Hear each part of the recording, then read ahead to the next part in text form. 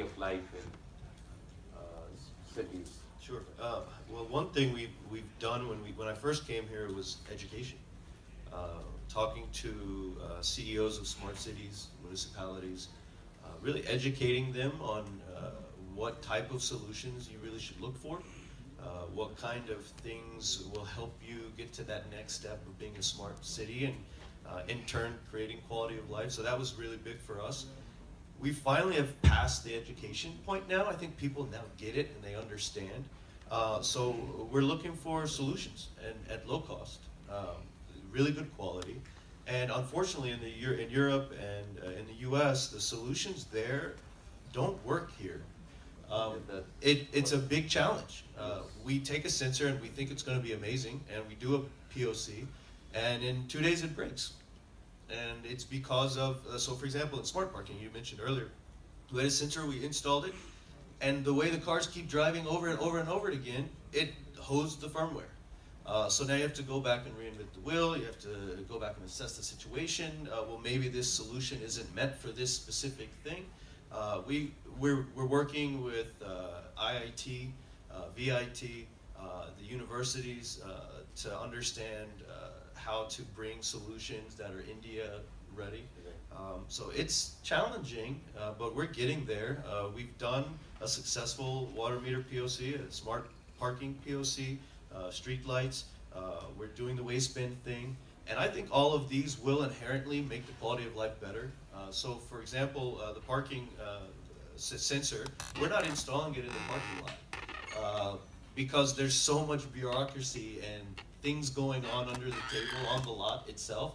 We're worried that someone's going to sabotage the sensor. So what we've done is we're working with the police department and we're putting these sensors in really bad traffic congested areas. And they install it. We created an app. I hired a team of coders, and they're sitting there and they create an app. And now the police department gets notifications on their phone when someone is idle or parking in this congested area. So they can go issue a challan, and then they're actually making money off of the solution instead of spending money. After we did calculations, after 5 to 10 challans, you've actually paid for the entire system. And the rest is all money that the city never saw. And not only are they making money, but traffic is better. People are not as frustrated, and people are being smarter about their driving. They're not doing illegal things. So those are things that we're doing, which we're really excited about. And I do believe with all these companies here, bringing these solutions, it's not just one technology that's going to get it done. And the more we educate, the more we talk, it'll work. It'll get better. You also mentioned that you looked at various solutions, including sensors, indigenously here. What about the sensor part?